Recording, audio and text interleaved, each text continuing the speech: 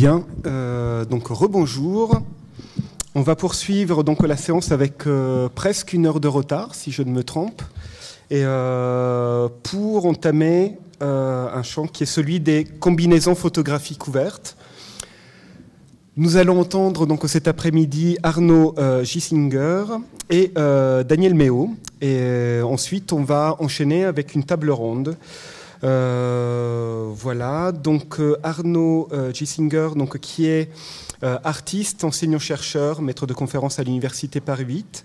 Sa pratique met à l'épreuve la représentation du passé, interroge le statut des images photographiques.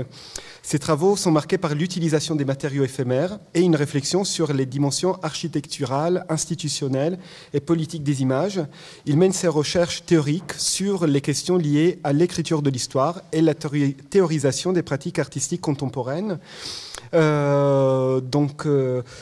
a à son actif plusieurs expositions, donc il expose régulièrement au niveau national et international. Et parmi les expositions récentes, on peut donc citer Les bruits du temps FRAC Alsace, les Estades en 2019, Sei Schibolest, et après au Jüdisches Museum München en 2019. Désolé, je charcute. Et parmi ces publications récentes, on peut également citer une co-écriture avec Georges Didu-Berman, co-réalisation, donc Nouvelle histoire de fantômes, dont Architecture de mémoire. Également Arnaud Giesinger, donc Tschüss, Jason Tschüss, in Sei Schibolett. Et voilà, donc je vais te laisser la parole donc, pour une communication qui s'intitule « Les bruits du temps, photographie et sismologie ». Merci beaucoup Vincent, merci pour cette invitation. J'ouvre donc le dernier après-midi qui sera un point fort probablement sur l'image photographique, peut-être pas que, dans les bilans. C'était tout à fait passionnant ce que j'ai entendu et je vais essayer de vous parler en une demi-heure d'un projet qui est en cours, qui s'appelle Les bruits du temps, effectivement, photographie et sismologie, dans une deuxième partie.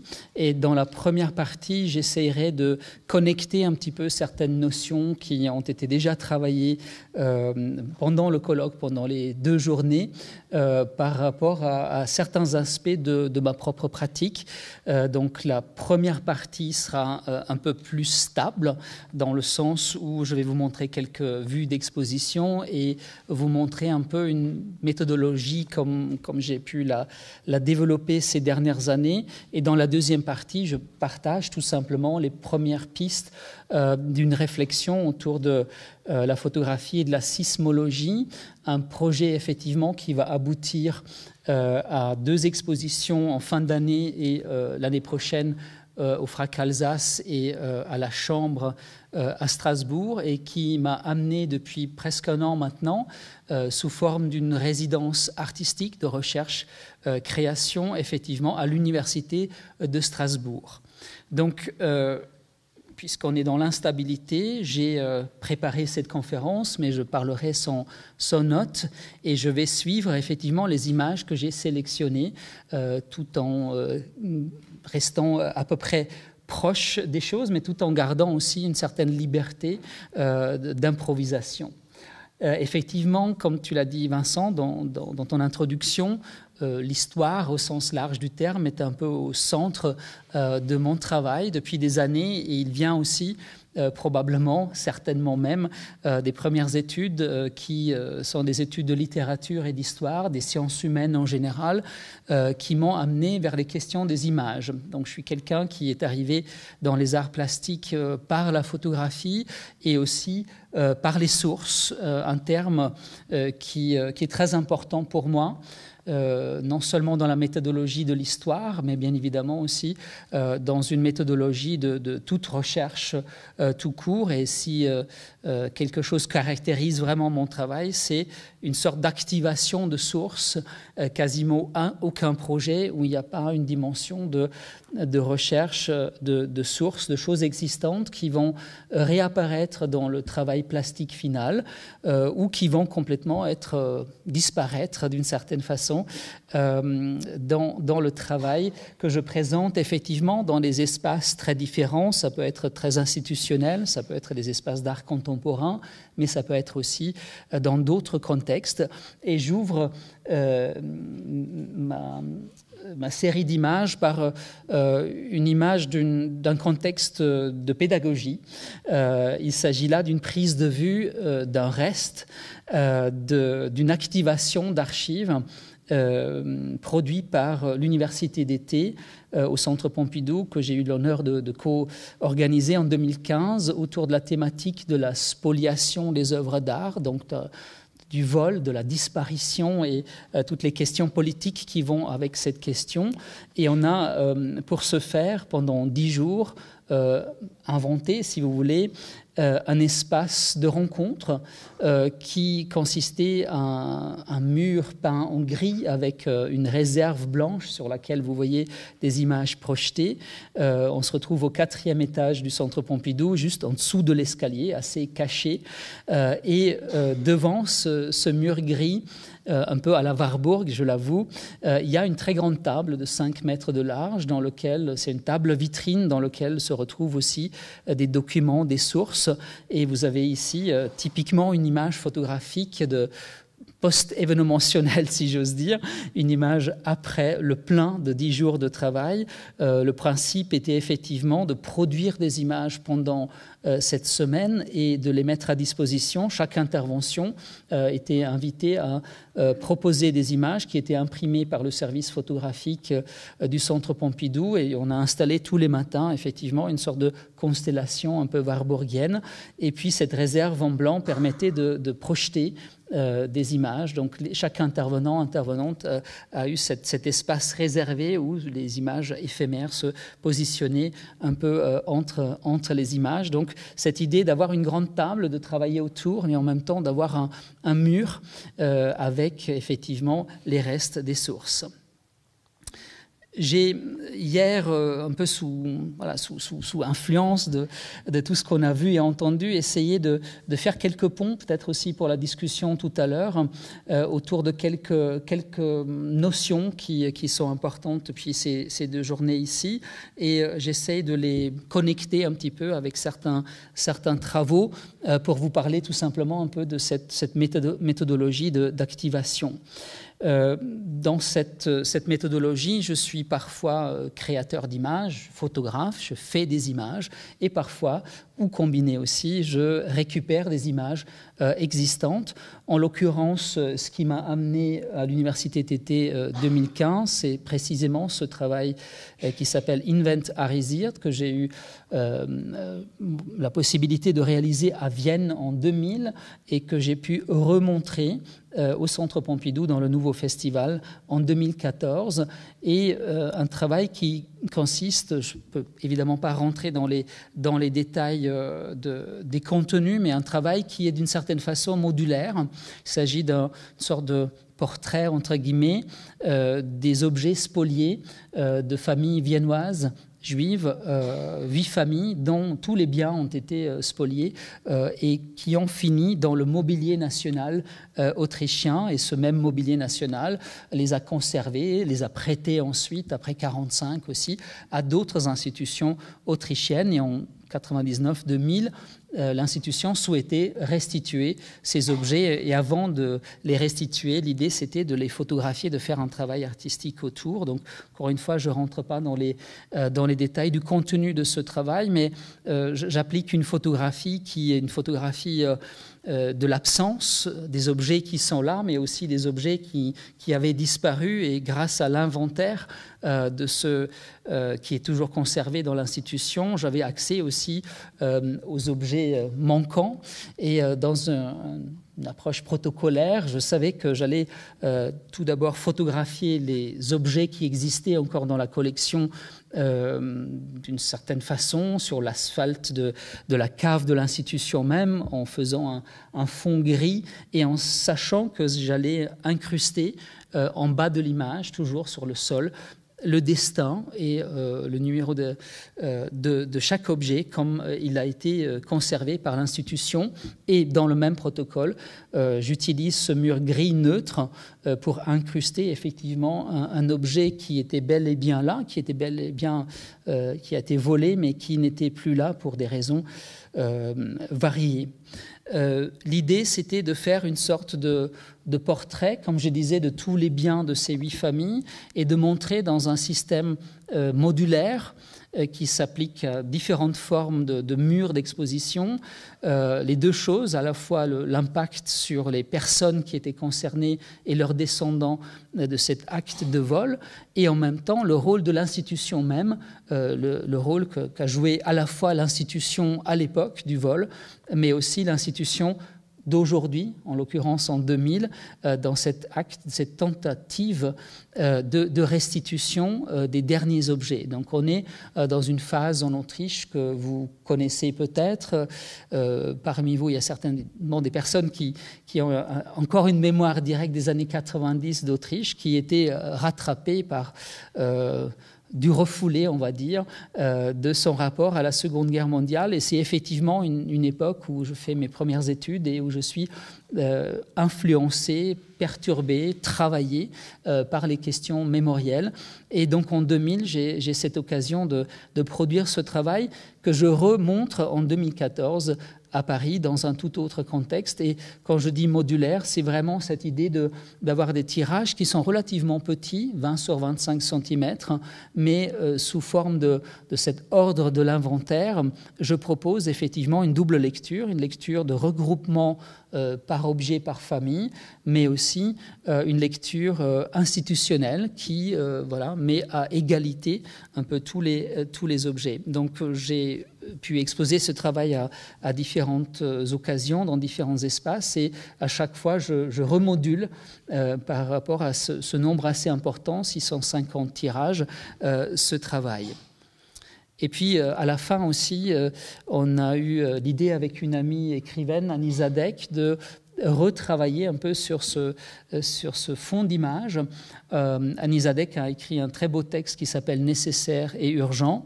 Et je lui ai proposé de retourner aux sources de mes prises de vue, c'est-à-dire d'utiliser à l'époque c'était des diapositives de moyen format, comme des objets de projection. Donc on a proposé une projection lecture où j'étais l'opérateur projectionniste de mes propres diapositives que j'ai réutilisées dans un autre bout 15 ans après, et sans les incrustations, en les décontextualisant de leur premier contexte et en le juxtaposant à ce travail de Annie.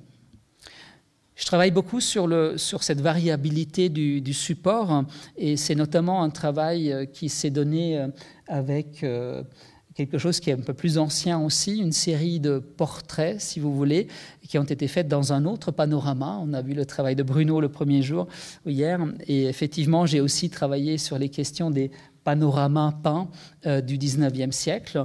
Ici, on voit une partie de cette série qui s'appelle Betrachterbilder de 98, et une deuxième série qui interroge le dispositif et le formatage du regard à l'intérieur de ces constructions panoramiques. Le deuxième travail s'appelle Faux terrain, fait un an avant. Donc le principe est assez simple. Je fais un champ contre champ depuis ce qu'on appelle le faux terrain. Donc c'est ce vrai faux paysage en 3 dimensions qui se retrouve au premier plan de cette image en noir et blanc. Ce que vous voyez dans la deuxième partie en haut, c'est effectivement la toile peinte. Et j'interroge effectivement cet espace d'illusion, cet espace de formatage de regard et de lecture de cette histoire qui est un panorama patriotique, évidemment, qui se situe au Tyrol, encore aujourd'hui, et qui est aussi un panorama de paysage qui travaille un peu la découverte des montagnes à la fin du 19e siècle. Et là aussi, j'ai eu l'occasion de retravailler les mêmes images en les transposant sur un autre support. Donc à l'origine, ce sont des grands tirages barités avec même des cadres à l'époque. Et quand je suis invité en 2017 pour participer à l'exposition Diorama, organisée par le Palais de Tokyo et la Schirnkunsthalle de Francfort, on décide avec les curateurs et les curatrices de proposer quelque chose de beaucoup plus spatial. On est sur le grand mur au Palais de Tokyo et je décide effectivement de produire ces images, ces mêmes images, sous forme de wallpaper, d'eau bleue, qui prennent effectivement une grande place avec des cimaises qui sont assez hautes et qui reprennent d'une certaine façon aussi cette courbe qui est la courbe de la toile et la courbe du panorama et qui confronte, puisque c'est une exposition qui interroge le dispositif des dioramas et des panoramas, effectivement cette réflexion. C'est des images qui mesurent là 4 sur 5 mètres en plusieurs lais et bien évidemment c'est une réaction face à cet espace que j'ai eu le plaisir d'investir quelques années auparavant. Je vais y revenir. Et quand cette exposition va voyager à la Schirnkunsthalle, je découvre une architecture qui est très panoramique et là aussi un travail avec les curateurs et les curatrices d'une nouvelle forme d'installation de ce même travail sur un autre support. En utilisant l'architecture même du musée qui est panoramique, qui a un accueil, vous le voyez ici en bas de l'image, le public arrive par une sorte de panorama vitré, monte au premier étage et cette partie-là est une sorte de cour intérieure qui normalement ne fait pas partie des espaces d'exposition. Donc on a décidé d'investir cet espace, d'élargir les possibilités de monstration vers cet espace-là. Donc je reprends les murs intérieurs par le travail faux terrain et l'intérieur qui est transparent, translucide, je le travaille effectivement avec des images translucides que je vais coller directement sur cette architecture qui, par le hasard heureux de l'architecture et de cette rencontre avec la Schirnkunsthalle, me permet de revisiter le travail qui datait déjà un peu à l'époque et qui avait effectivement cet avantage d'être confronté avec d'autres travaux dans cette exposition collective. Et c'est effectivement un changement de support et de dimension et d'échelle, une réaction par rapport à l'architecture qui me permet cela. Variabilité des formats. Un travail qui a eu une histoire assez longue d'ailleurs, un travail qui s'appelle Constellation Benjamin, où j'ai travaillé sur la question des lettres de Walter Benjamin, un travail où j'ai visité, revisité un certain nombre de lieux à partir desquels Walter Benjamin avait écrit des lettres pendant les années d'exil. Et dans un esprit très benjaminien, je décide d'emblée de produire ce travail sur du papier sous une forme éphémère, temporelle, où j'investis à chaque fois un espace. En l'occurrence, là, je suis l'héritier d'une structure qui existait avant dans l'espace et que je réutilise à la filature de Mulhouse.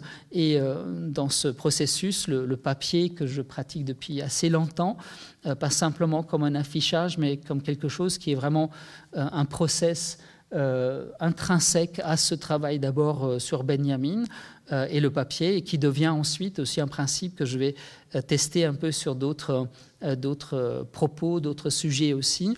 Ce travail de l'installation directe et de la réaction face à l'espace permis par le papier, effectivement, est très important et me permet à chaque fois m'adapter dans le format et dans la constitution des images à chaque espace architectural.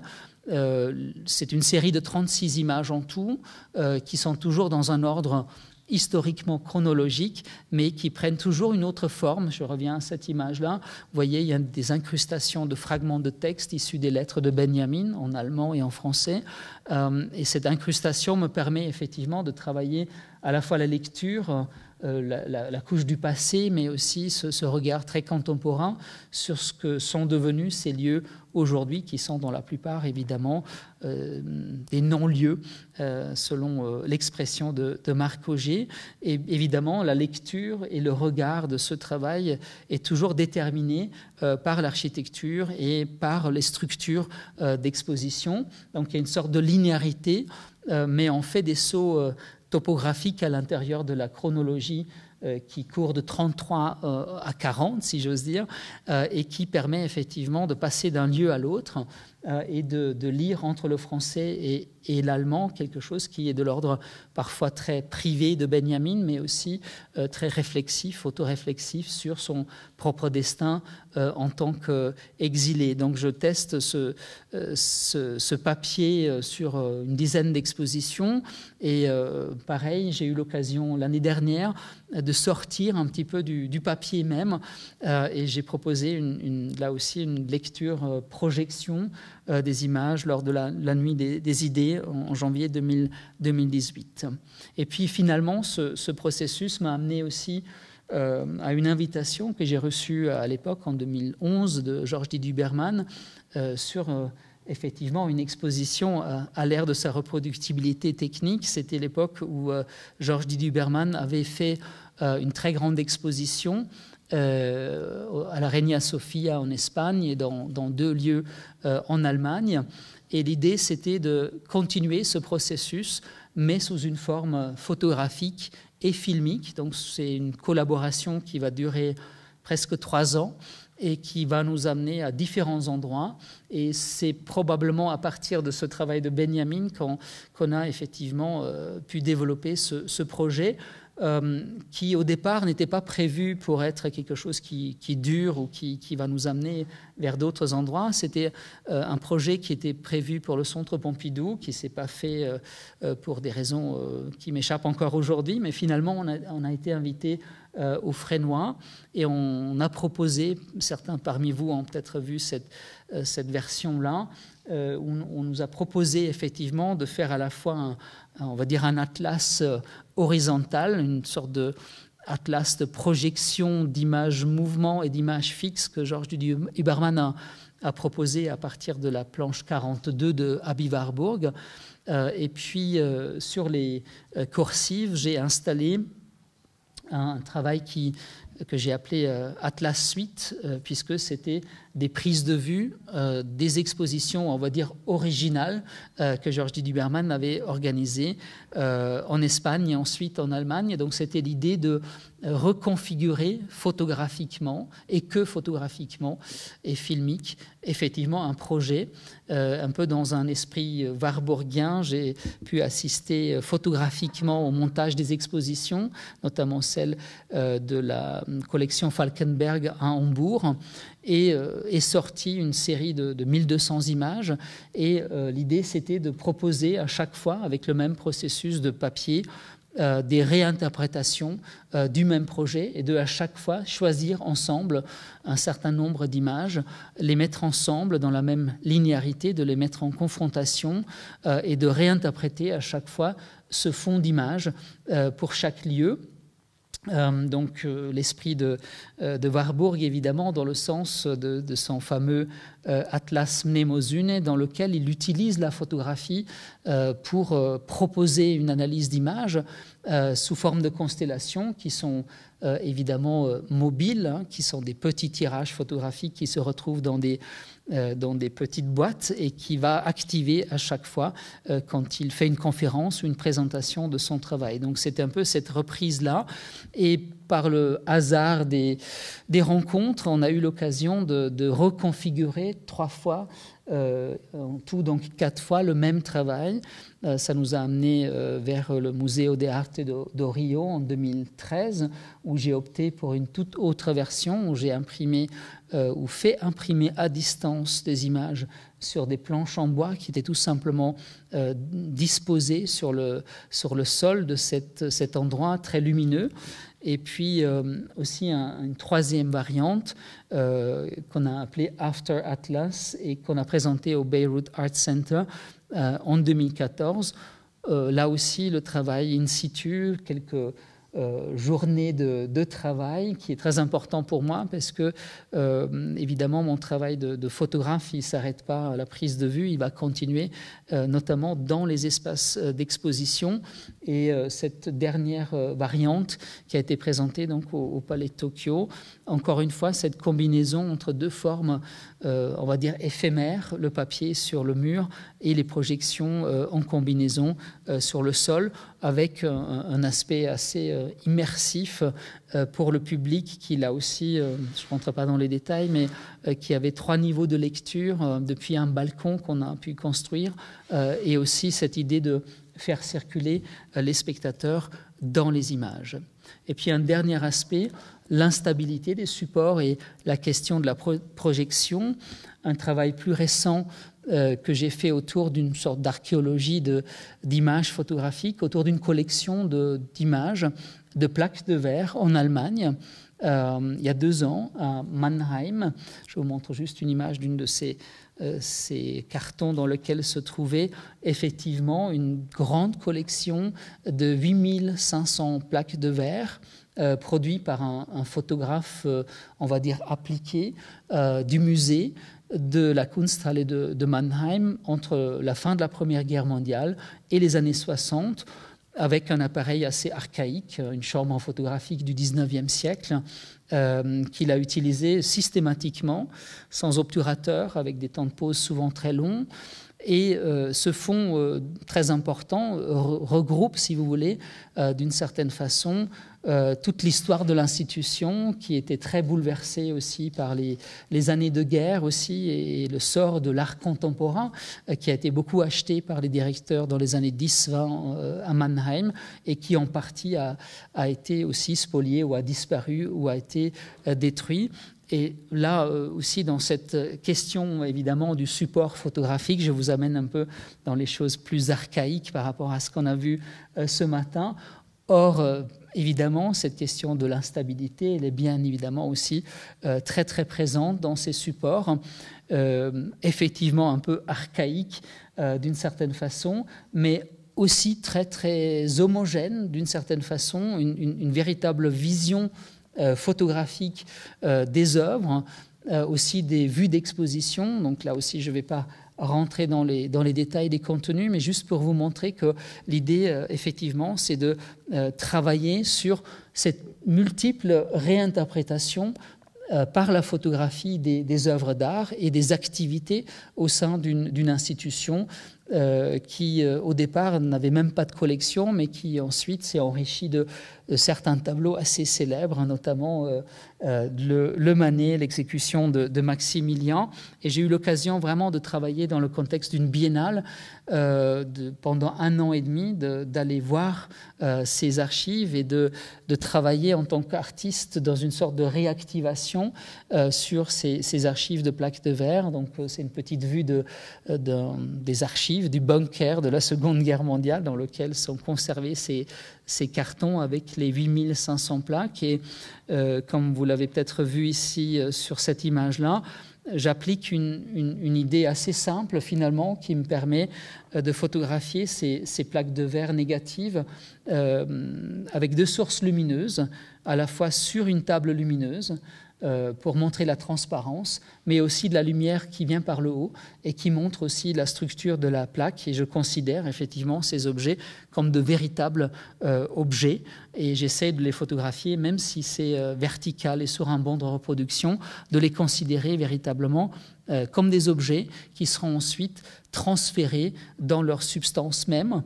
Et puis le deuxième aspect de ce travail était le lieu d'exposition, qui était le château d'eau de Mannheim, qui se retrouve ici à droite de cette image, sur le Friedrichsplatz au centre. À gauche, vous avez la Kunsthalle de Mannheim, qui est en construction à cette époque. Derrière, il y a l'ancienne Kunsthalle historique. Et puisqu'il n'y avait pas d'espace d'exposition dans la Kunsthalle même pour ce travail en devenir, on a négocié le château d'eau pour proposer une forme de projection donc sur trois écrans, si j'ose dire, dire. Comme souvent, je fais des recherches sur l'histoire des lieux. J'ai trouvé une belle carte postale de 1925 sur laquelle vous voyez effectivement derrière le bâtiment. Donc, il y a une sorte de transfert qui s'opère entre les archives où se trouvaient les plaques de verre, le commanditaire, si j'ose dire, qui était la Kunsthalle, et un château d'eau qui est au centre-ville, mais qui a une structure très spécifique. Et là aussi, il y a une réflexion un peu autour du panorama. Je peux faire construire là une sorte de plateforme à l'intérieur de cette structure pour mettre à disposition effectivement un regard par projection. J'invente une figure d'un guide de musée, donc c'est avec une voix audio qui va permettre de raconter certaines histoires de cette collection et qui reprend un peu le dispositif à l'intérieur d'un panorama, finalement, une sorte de plateforme qui est installée ici en plein milieu.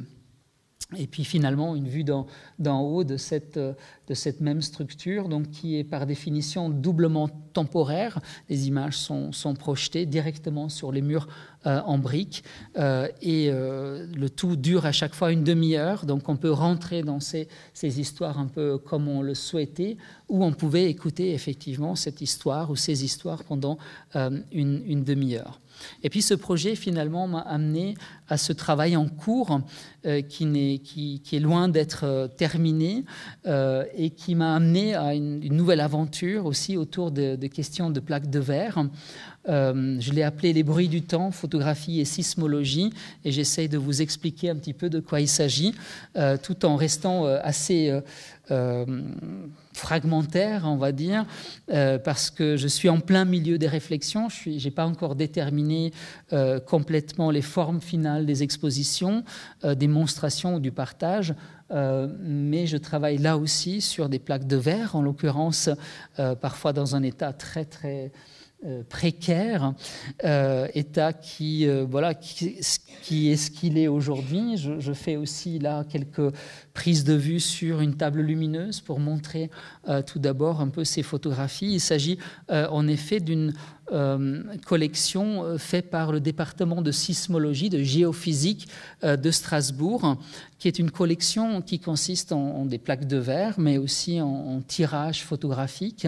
Et je me suis intéressé, après avoir fait le tour un peu de tous les départements et de toutes les approches qui utilisent la photographie, qui utilisaient la photographie à partir du 19e siècle.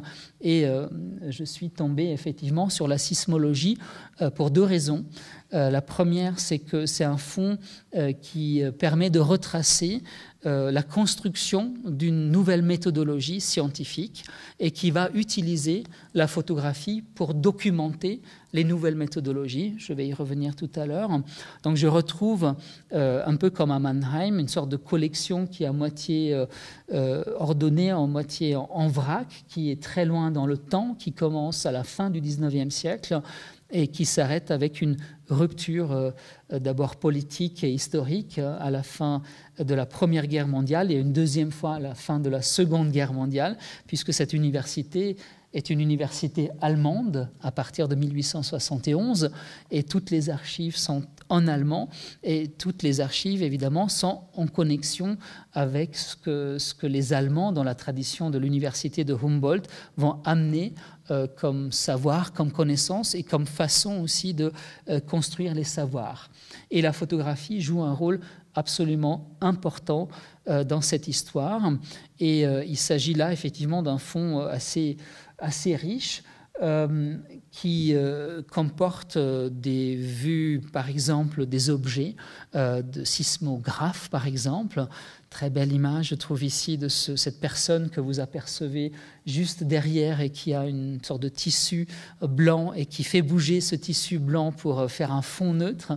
Évidemment, on peut recadrer cette image et vous avez tout simplement une vue assez neutre d'un sismographe comme il a été inventé directement par les équipes de Strasbourg, des jeunes chercheurs qui cherchent effectivement à inventer de nouvelles méthodologies et qui documentent tout d'abord tout ce qu'il font, tout ce qu'ils fabriquent et tout ce qu'ils entreprennent aussi avec des images qui sont souvent des images mises en scène, évidemment, qui mettent en scène le chercheur homme, évidemment. Il n'y a pas une seule femme dans cette histoire à cette époque, mais qui sont effectivement des mises en image de cette histoire qui est vraiment d'une façon brute aujourd'hui, qui n'est pas vraiment classée et que j'ai eu le plaisir de parcourir. Je suis en plein dedans encore, donc c'est vraiment un travail en cours. Je vous montre deux exemples. Un premier qui est assez intéressant, qui est une méthodologie pour mesurer la géophysique, notamment le vent, et de retranscrire les mouvements invisibles des courants d'air vers du graphisme, on va dire. Là, vous avez aussi les deux chercheurs qui observent un instrument qui est un théodolite qui est lié, comme je l'ai appris récemment, avec un deuxième système de ballons. Vous avez ici deux images de ces ballons que les chercheurs faisaient monter et le théodolite suivait le mouvement de ce ballon et retranscrit sur un support photographique ces mouvements qui sont évidemment d'une très grande beauté abstraite ici, mais qui sont pour les chercheurs une visualisation de quelque chose qui est littéralement imperceptible ou invisible.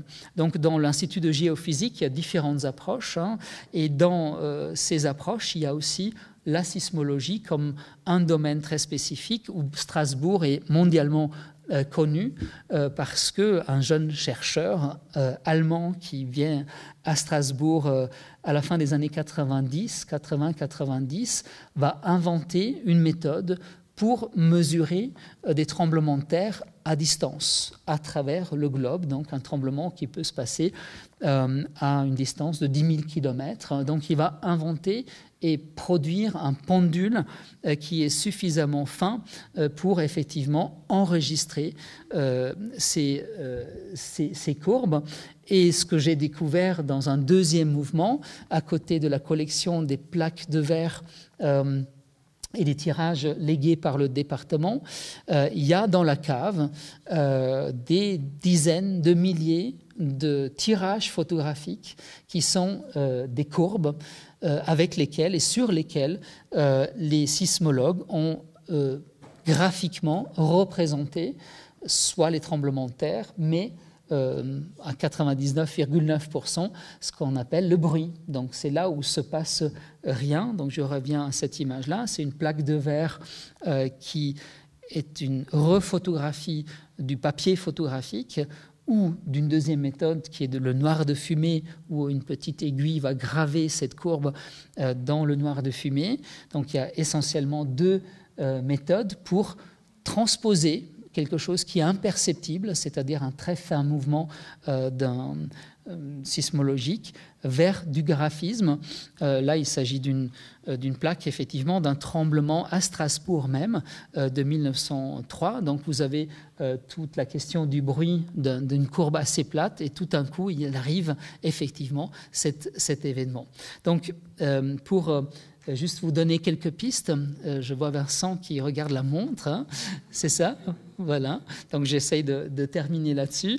Juste pour ouvrir un petit peu le débat, effectivement, bien évidemment, ces images nécessitent interprétation, nécessitent une sorte d'heuristique du scientifique, et donc la grande partie de ces images sont annotées quand elles sont, on va dire, analysées par les sismologues. Il y a une grande partie qui n'est pas annotée et on retrouve encore une fois donc ces instruments. Juste pour vous dire en quelques mots, il faut un instrument qui mesure et il faut un instrument qui va enregistrer ces mouvements. Et effectivement, je suis un peu allé plus loin dans l'histoire de la sismologie. Je suis tombé sur un ouvrage vraiment fascinant du XVIIe siècle d'un certain Athanasius Kircher, qui lui avait aussi travaillé sur les questions de la lumière et de la camera obscura, mais qui surtout avait aussi travaillé sur les questions spéculatives, évidemment, de ce qui se passe à l'intérieur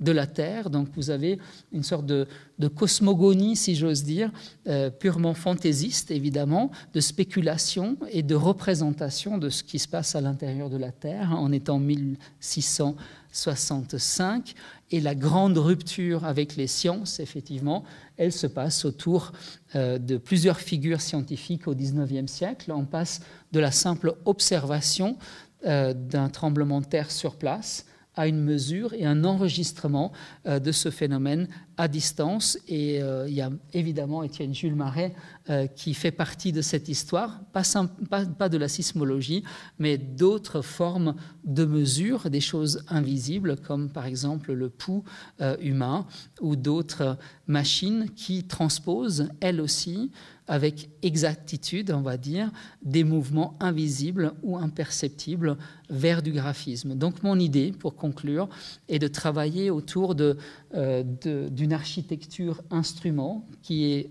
derrière cette image un peu fanée, la station de sismologie qui se retrouve encore aujourd'hui à Strasbourg, et je vais tenter de transposer cette idée d'enregistrement vers deux autres espaces d'exposition, d'un côté à la Chambre à Strasbourg et de l'autre côté au FRAC Alsace, tout en travaillant sur les archives, effectivement, sur ces enregistreurs photographiques qui étaient adossés à l'enregistrement.